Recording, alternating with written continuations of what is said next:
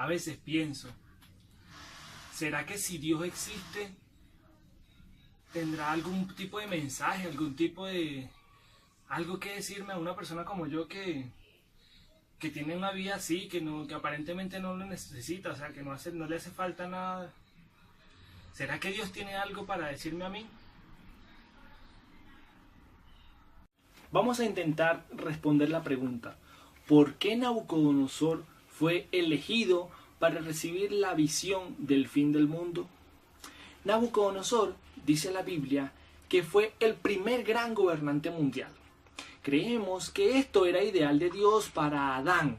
En el principio, a Adán se le entregó dominio, mas éste lo perdió. El mundo ha conocido 4 grandes naciones que han intentado gobernarlo. Todas han fracasado en esta tarea. Ninguna ha podido alcanzar un verdadero éxito en sus dominios, pero el rey Nabucodonosor hizo una tarea relativamente buena. Encontramos nosotros que en el capítulo 2 de Daniel trata principalmente de cambios políticos.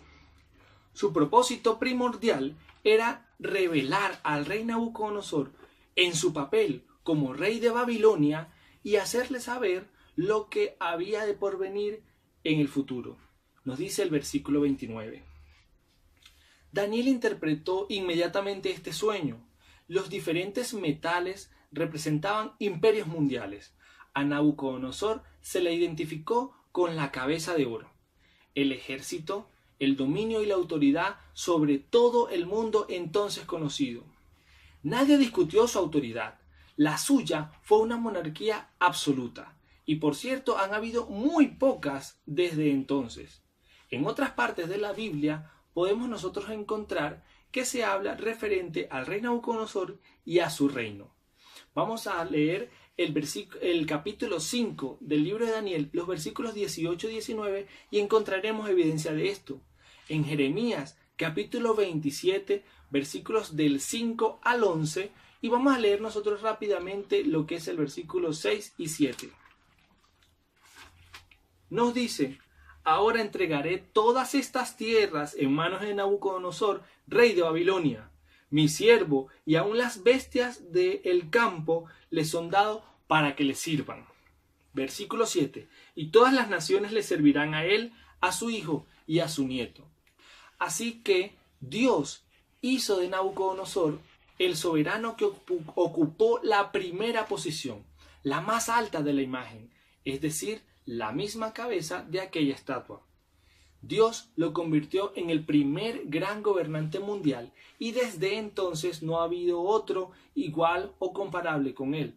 Esto es fácilmente observado, dado que el material con el que Dios simbolizara a aquel gran reino era la cabeza de oro, con el metal de oro. El Señor dio a conocer a los paganos de Babilonia mediante los cautivos hebreos. A esa nación idólatra se le dio un conocimiento del reino del Señor que se iba a establecer y sostenerse, aun a pesar de todo el poder y la habilidad de Satanás. Daniel y sus compañeros, Esdras y Nehemías y muchos otros testigos de Dios en su cautiverio. El Señor los esparció entre los reinos de la tierra para que su luz resplandeciera brillante en medio de las negras tinieblas del paganismo y la idolatría. Dios reveló a Daniel la luz de sus propósitos, que habían estado ocultas durante muchas generaciones. Dispuso que Daniel contemplara la visión de la luz de la verdad divina y que reflejara aquella luz con orgullo sobre el reino de Babilonia. Se permitió desde que el trono de Dios refulgiera luz sobre el despótico rey. Se mostró a Nabucodonosor que el Dios del cielo regía sobre todos los monarcas y reyes de la tierra. Su nombre debía publicarse como el Dios que está por encima de todos los otros dioses.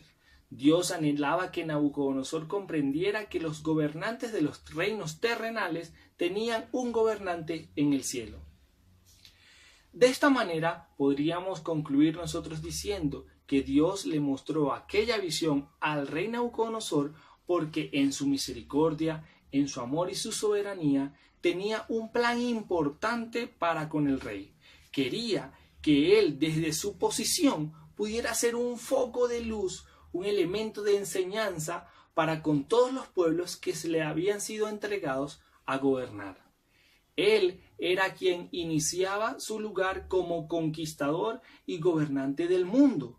Y desde este punto Dios quería dar a conocer, transmitir el mensaje de aún que cuando hayan distintos tipos de líderes haciendo fila en el poder para ejercer su liderazgo, muy por sobre ellos se encuentra alguien que conoce todas las cosas antes de que éstas se acerquen a suceder y quien tiene el control en cuanto a la historia de la vida de sus hijos.